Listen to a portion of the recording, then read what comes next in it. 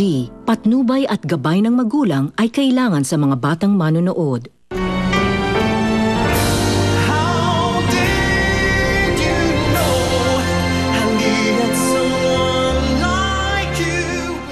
Sa mata ng Diyos at sa mata ng tao, kayo ngayon ay mag-asawa na. Pwede naman natin isang latong bahay. Sigurado ka ba? Kailangan din na rin ng pagkakakitaan eh. Lalo na ngayon, magkakababy na tayo. Wala na yung pera natin, Sharina. Tinangay ng kaibigan ko. Niloko niya ako. Paano na tayo ngayon? Wala na po kasi ako ibang malalapitan. Kailangan ko po ng pagkakakitaan. Matapos mo akong sigaw-sigawan dun sa burol ng nanay mo, sa akin ka rin pala lalapit. Nay, ano pong ipagdadasal niyo? Si Tita Monica mo, kasi gusto ko gumaling na siya. Isama na rin po natin sila Tita Ginila, pati si Lola Elsa, para maging mabait na rin po sila. Nay, ayun po, yung tumulong sa akin lalaki kanina, oh. Benji, umuwi na tayo. Puntahan natin yung lalaki na tumulong sa'yo para magpapasalamat tayo, ha? Saan ba yung tumulong sa'yo? Yung may dalang pulang lobo. Halika.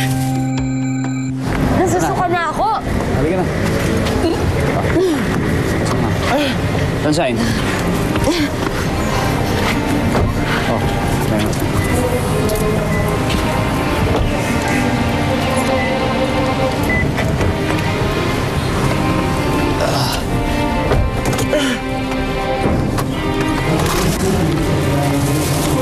Sayang, di na po natin sila naabutan. Bakit po kaya sila umalis agad? Magsisimula pa lang yung misa eh. Hayaan mo na, nak. Siguro may dahilan kung bakit umalis agad sila.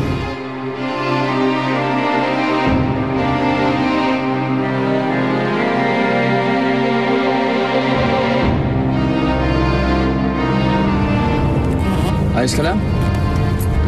Ayos ako.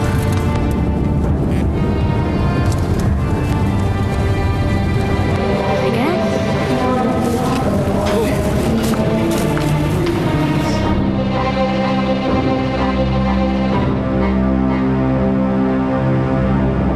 Gusto mo fish, anak? Opo, Nay. Kain ka madami, ha. Wala nang tinik yan. Ito pa ang rice mo. Kain ka madami. O, yan, sumunod. Anong pagkain to, Sharina? Pagod na ako sa kakatrabaho. Ito lang yung papakain mo sa akin? Nelson, akala ko kasi madami akong niluto. Gusto ko pa sana magluto, kaya lang... Kaya lang ano? Mas inuuna mo kasi yung pagsisimba kaysa pag-aasikaso dito sa bahay! Tay, huwag niyo na po awayin si Nanay. Hahatian ko na lang po kayo sa ulam ko. Sige na, nakain. Kailangan yan!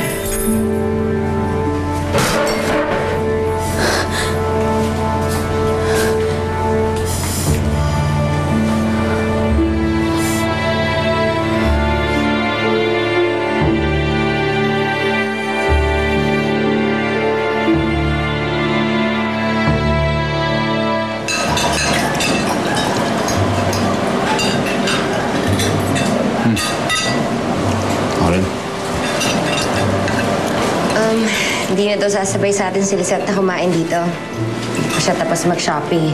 Sige. Wala. Si Rico. Nasaan na si Rico? Di ba? Ito yung araw sa linggo na dapat lahat tayo sabay-sabay kumakain.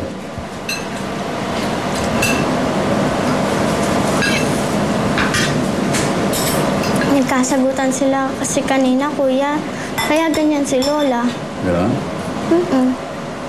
Tungkol saan mo ba, Lola? Tungkol ba na naman sa pagsusugal niya?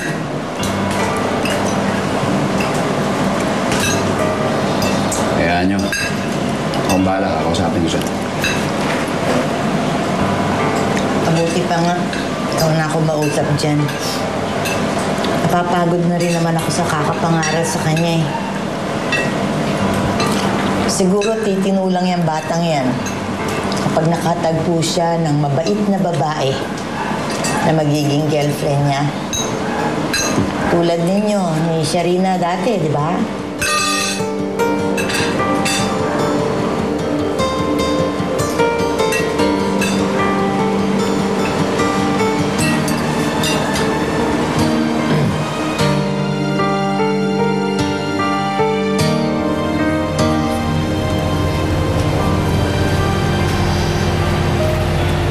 Nelson. Bakit mo naman ginanon si Joy? Yung bata na ngayon nag-aalala sa'yo, ginanon mo pa. Pasensya na.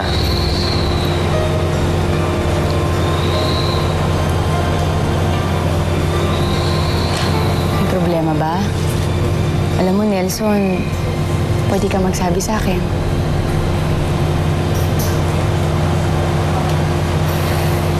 Nasisante ako sa trabaho, Sharina. Lagi raw ako late. Di ba sinabi ko naman sa'yo yan? Na makaka-apekto yan sa trabaho mo, wala na yung pag-inom mo.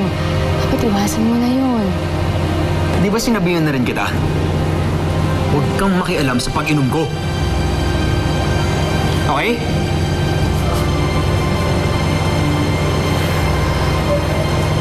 Patong-patong na yung utang natin kay Tita Elsa dito sa renta ng bahay. Paano na tayo ngayon yan? Eh di ano pa ba?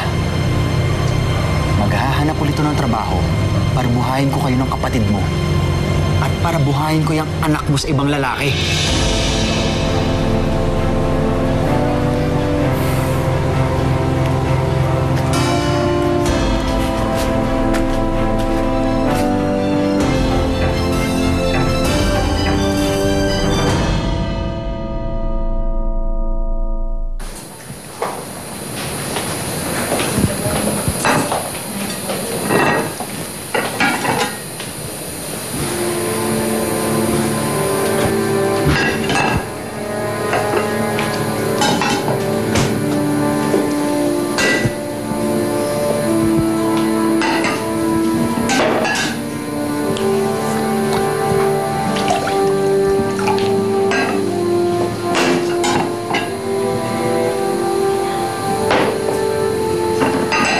Di ba sinabihan ko naman kayo? Ayaw na ayaw kong marinig ang pangalan ng babaeng yan. Emmy, nawala sa loob ko eh. Nadulas lang ako. Pasensya na. Alam niyo, kinupkup ko lang naman kayo dito dahil pamilya kayo ni Benji. Isa lang hinihiling ko sa inyo. Huwag niyong ipaalala kay Benji si Sharina. Makaasa ka, hindi na mauulit. Talagang dapat lang hindi na maulit yon. Dahil pag nagkataon, ibabalik ko kayo ulit sa squatter.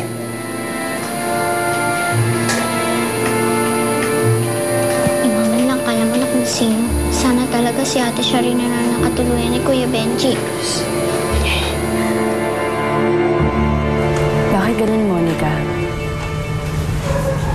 Nung magpakasal ako kay Nelson, sabi niya sa akin, tatanggapin niya lahat. Lalo na si Joy. Pero hindi naman niya tinutupad yung pangako niya sa akin.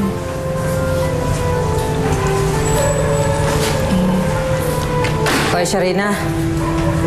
Labada mo, tambak na. Anong balak mo dyan, pamagin? Sa Elsa, nag-uusap pa kasi kami. Baka pwede mamaya na lang siguro yan. Eh, kanino ko utos to ngayon sa isang lumpo? Sige, iwan niyo na lang po dyan. Lalaban ko po yan. Sharina, pagsabihan mo nga yung kapatid mo. Dami-daming angal. Siya na nga itong walang silbi. Tapusin mo lahat ito, ha? May gagamitin ako dyan bukas. Opo. Hayaan mo na. Sanay na tayo. Ganyan naman talaga siya. Sobra tong mag-inang yan. Kung alipustahin tayo, ganun-ganun na lang eh. Hanggang kailan tayo papayag ng ganito? Pero alam mo, ate, kung tutuusin. Tama naman si Elsa, inutil naman talaga ako kasi dati, lagi kitang pinagtatanggol, ngayon wala. Ano ba sinasabi mo? Hindi ka inutil. Huwag ka naniniwala doon. Ba't ako nagpapa-apekto dyan? Hindi mo naman kilala yung mag-inang yan. Ka na.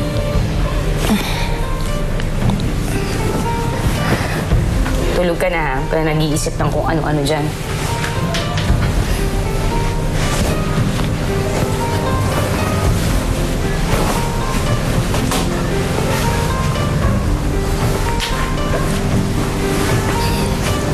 Ayos ka lang dito.